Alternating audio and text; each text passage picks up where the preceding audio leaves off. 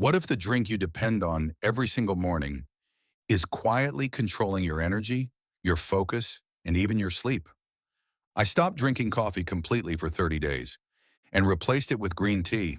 Same routine, same schedule, no other major changes. And what happened to my energy levels, mental clarity, sleep quality, and even my cravings was not what I expected. Because this isn't just about caffeine, it's about how your brain is stimulated, how your nervous system responds, and what happens after the boost wears off. So instead of opinions, let's break down the biology. Chapter 1. The Caffeine Delivery System. Why coffee hits harder. Let's start at the chemical level. Coffee is one of the most concentrated sources of caffeine in a typical diet.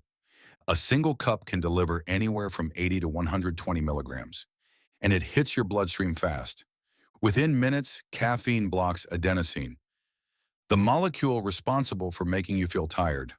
That's why you feel alert almost instantly. But here's the part most people miss. Caffeine doesn't create energy. It removes the signal of fatigue, so your brain thinks you have more energy than you actually do. Now compare that to green tea. Green tea contains less caffeine, usually around 30 to 50 milligrams.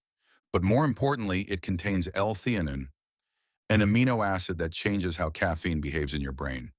Instead of flooding your system, it slows things down. So rather than a sudden surge of alertness, you get a more gradual, controlled stimulation. It's the same stimulant, but a completely different experience. Chapter 2. The Nervous System Response, Stress versus Control. Now let's go deeper. When you drink coffee, especially on an empty stomach, your body interprets that strong caffeine signal as a stressor. This activates your sympathetic nervous system, your fight or flight response. You release cortisol, you release adrenaline, your heart rate increases, your system speeds up, and for a while that feels amazing. You're focused, driven, productive, but that state is not meant to last because after the stimulation, your body has to come back down. And that's where the crash begins. Green tea activates your system differently. Because of L-theanine, it promotes parasympathetic balance, the rest and focus state. So instead of pushing your system into overdrive, it keeps you in a controlled, sustainable zone. Less stress, less internal pressure, more stability. Chapter 3. Energy Patterns. Why you stop needing multiple cups. Now let's talk about what happens across the day. Coffee creates a very predictable pattern. Spike to peak, to crash, to repeat. You feel great for about 1 to 3 hours. Then energy drops. Focus fades, and your brain starts asking for another cup. This isn't just habit, it's chemistry, because as caffeine wears off, adenosine comes back stronger, making you feel even more tired than before. So you drink more coffee, and the cycle continues. Green tea disrupts that cycle. Because the caffeine is released more slowly, your energy curve becomes flatter. No sharp peaks, no aggressive crashes, just a steady level of alertness that lasts longer.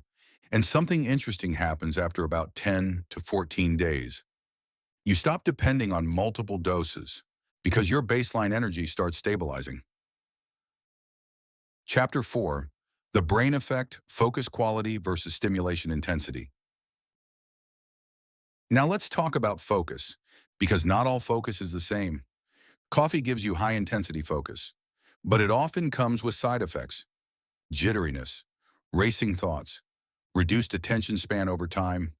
That wired but distracted feeling, that's overstimulation. Green tea creates a different cognitive state.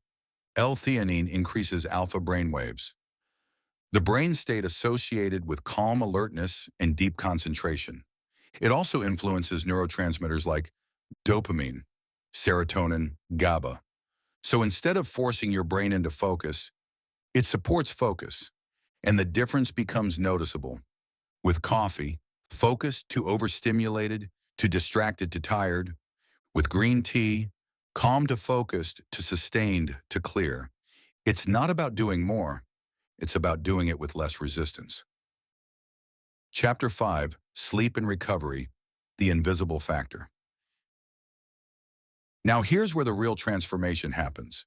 Sleep. Caffeine has a half-life of about 5 to 7 hours, which means if you drink coffee at 10 a.m., a significant amount is still in your system by evening. Even if you fall asleep, your sleep quality is affected. Less deep sleep, more interruptions, lower recovery. And here's the dangerous part. You don't always notice it. You just wake up slightly more tired and rely on coffee again. Green tea reduces this problem significantly. Lower caffeine, slower absorption, calming compounds so your body can enter deeper sleep cycles more easily.